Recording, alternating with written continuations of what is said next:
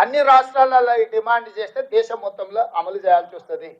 దేశం మొత్తంలో ఎప్పుడైతే అమలు చేస్తారో బీజేపీ పార్టీలో ఆధిపత్యం వహిస్తున్న ఒకటి రెండు సామాజిక వర్గాలకు ఇది తీవ్ర విఘాతం కలుగుతుంది. తెర వెనకాల ఉండి కానీ తెర ముందలుండి కానీ బీజేపీలో ఉన్న ఒకటి రెండు పెద్ద అధికారాన్ని చెలాయించే సామాజిక వర్గాలకు ఇది గుదిబండగా మారుతుంది. అందుకే బీజేపీ కాంగ్రెస్ చేసిన ప్రక్రియను తప్పుపట్టి ఏ లెక్క లేకుండా చేయాలని చూస్తున్నారు. నేను ఇప్పుడు మిమ్మల్ని అడుగుతున్న మిత్రులారా, ఇంత కష్టపడి స్వయంగా ప్రజలు డిక్లేర్ చేసిన సంతకం పెట్టి సెల్ఫ్ డిక్లేర్డ్ డేటా ఈరోజు 3,54,77,554 మంది ఇందులోకి వచ్చిండ్రు. దీని ప్రకారం 96.9% సర్వే జరిగింది.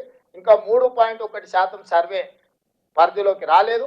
వాళ్ళందరినీ కూడా సర్వే చేస్తామని రెండో విడత కూడా మనం అవకాశం ఇచ్చిన 16 నుంచి 28 తారీఖు వరకు.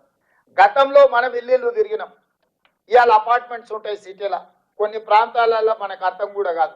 అందుకే మనం ఆన్లైన్ పెట్టినాం, అదేవిధంగా టోల్ ఫ్రీ నెంబర్ పెట్టినాం, గవర్నమెంట్ ఆఫీసులలో మనము కౌంటర్స్ ఓపెన్ చేసినాం. అయ్యా మీరు ఎవరున్నా మీరు సమాచారాన్ని ఇవ్వదలుచుకుంటే టోల్ ఫ్రీ నెంబర్ చెప్తే మా అధికారి మీ ఇంటికి వచ్చి లెక్కలు రాసుకొస్తాడని చెప్పినాం.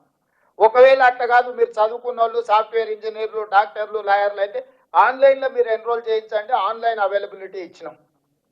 అదేవిధంగా మీరు పోత గవర్నమెంట్ ఆఫీస్కి వచ్చి కూర్చొని మీరు నమోదు చేయించుకోవడం అంటే గవర్నమెంట్ ఆఫీస్లో కూడా పెట్టినాం. ఇంతకంటే పారదర్శకంగా ఈ రాష్ట్రంలో, ఈ దేశంలో ఎక్కడైనా జరిగిందా?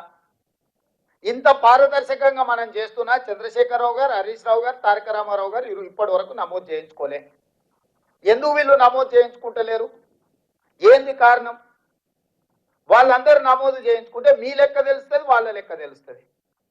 50% పైన ఉన్న మీ లెక్క తెలుస్తుంది, 6% ఉన్న వాళ్ళ లెక్క తెలిస్తే రేపు పొద్దుగాల మీరు అడుగుతారు కదా, పోయిన మంత్రివర్గంలో ఎవరెవరు ఉన్నారు? చంద్రశేఖరరావు, హరీష్ రావు, తారక రామారావు, దయాకర్ రావు, వినోద్ రావు, ఎంతమంది మంత్రులు ఉన్నారు? మీరు అడుగుతారు కదా. 6% ఉంటే మీరు కన్నీ తీసుకుంటే మరి 50% పైన ఉన్న మరి మా సంగతి ఏం సార్ అని మీరు లెక్కలు అడుగుతారని. ఎట్టి పరిస్థితుల్లో ఈ లెక్క అనేది ముద్ర కాకూడదు, ఈ లెక్క అనేది జరగకూడదు అంటే ఈ లెక్కనే తప్పుడు లెక్క అని చెప్పి మన మీద బురద చల్లితే ఇక వీళ్ళు వెనక్కి పోతారు, భయపడతారు.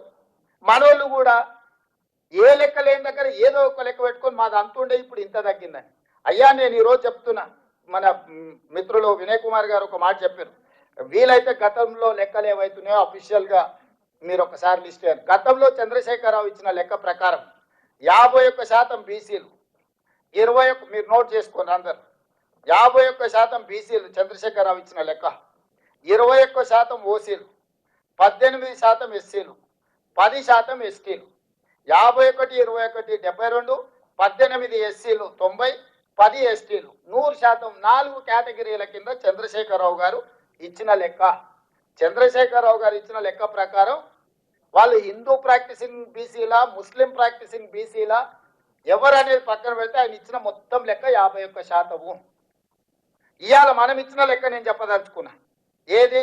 3,54,77,554 మందిలా ఎస్సీలు 17.43%, ఎస్టీలు 10.45%, బీసీ హిందూ ప్రాక్టీసింగ్ వాళ్ళు అంటే 46.25%, అదేవిధంగా బీసీ ముస్లిం ప్రాక్టీసింగ్ వాళ్ళు 10.08%.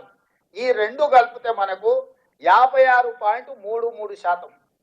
నేను ఇప్పుడు మా మిత్రులను అడుగుతున్నా, 51% ఎక్కువనా 56.33% ఎక్కువనా? మిత్రులారు మీరు చెప్పండి, బీసీల లెక్క తగ్గిందా పెరిగిందా? మరి 5-6% దాదాపుగా పెరిగితే ఈరోజు ఎవడో వస్తాడు బీసీల లెక్కలు తగ్గించాడు రేవంత్ రెడ్డి, బీసీల లెక్కలు తగ్గించిండు అంటాడు. చంద్రశేఖరరావు 21% ఓసీలు ఇచ్చాడు. నేను ఇచ్చిన లెక్కల్లో 15.79 ఓసీల లెక్క. ఓసీలు చంద్రశేఖరరావు 21% ఇస్తే రేవంత్ రెడ్డి 15.79% ఇచ్చాడు. ఓసీల లెక్క తగ్గిందా పెరిగిందా? మరి ఓసీల లెక్క తగ్గింది, సేమ్ అది బీసీలలో పెరిగింది.